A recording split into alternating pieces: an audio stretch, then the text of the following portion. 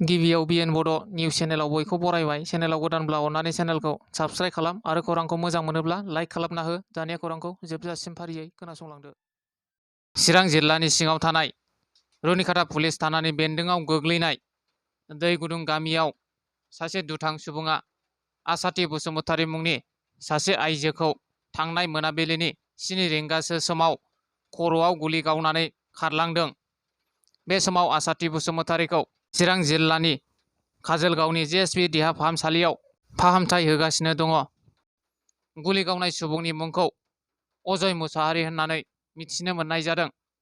अजय मुसाहारिखौ आसाम पुलिसा एरेस्ट खालामनाय जाबाय। मिथिनो मोननाय बादिब्ला अजय मुसाहारिया आसाथि बसुमतारी मुंनि गलायाव थांनानै सिगारेटखौ बाखि बिदोंमोन। नाथाय आसाथिया सिगारेटखौ बाखि हरनो हाया। सिगारेटआ एसेल'सै, गाबोन फुङाव फाननांगौ होननायनि उनाव बिसोर सानैनि गेजेराव आसाथि फिसाय आरो बे अजयनि गेजेराव नांज्लाय खमलाय जानायाव अजयआ न'आव थांनानै हाथियारखौ लानानै फैनानै बे जाथायखौ खालामदों होननानै मिथिनो मोननाय जादों। बे समाव अजय मुसाहारिखौ पुलिसा एरेस्ट खालामनानै आयेननि बादि साजा होनाय जासिगोन। क'क्राझार जिल्लानि सिङाव थानाय उल्थापानि सरलपारायाव आयेननि बेरेखा हाग्रा सिफायनानै थाफैनायफोरखौ आसाम सरकारा इभेक्सन खालामनो थाखाय नायगिदिंफैनायनि उनाव बे जायगाखौ थाबैनो इभेक्सन खालामनाय जासिगोन होननानै एमएलए लरेन्स इस्लारि बिथाङा रोखा बुंथिनानै होदों। बिजेपि दोलोनि सासे आइजो दैदेनगिरिखौ बुथारना गालांदों।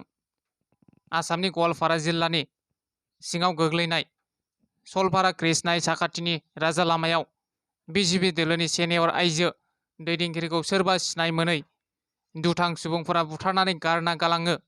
गारना गालांनाय गोथै सह'खौ साखाथिनि मानसिफोरा नुनो मोननानै पुलिसनो खौरां हरनायनि उनाव पुलिसा जाथायसालियाव फैना गोथै सह'खौ बोखांनानै पस्टमर्टम खालामनो थाखाय दैथायहरनाय जादों।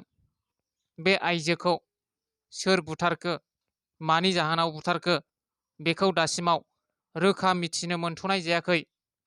दायो बे जाथायनि सायाव नायबिजिरनाया सोलिगासिनो दं। बुथारजानाय आइजोनि मुंखौ जनालि नाथ गवालपारा जिल्ला बिजेपि हानजानि सेक्रेटारिमोन होनना मिथिनो मोननाय जादों। क'क्राझार जिल्ला गसाइगाव महकुमानि सिङाव थानाय पद्माबिल गामियाव मैया फुंबिलि 8:30 रिंगासो समावनो सिखाजों दाननानै बुथारनो नागिरनाय जाथाय जादों। नाथाय दानजानाय सुबुङा थैथारासै।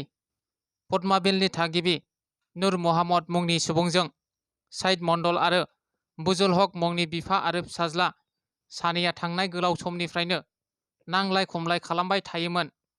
बेबायदिनो मैया फुङावबो नांलाय खमलाय जानायाव बुजुल हकआ साइबुल इस्लाम मुंनि सासे सुबुंखौ सिखाजों दाननानै गोब्राब जोखोम खालामो। दायो बे जाथायनि सायाव क'क्राझार पुलिसा नायबिजिरनाय खामानिखौ मावगासिनो दङ। दिनैनि खौराङा बेखिनियानो। गोजोन्थों।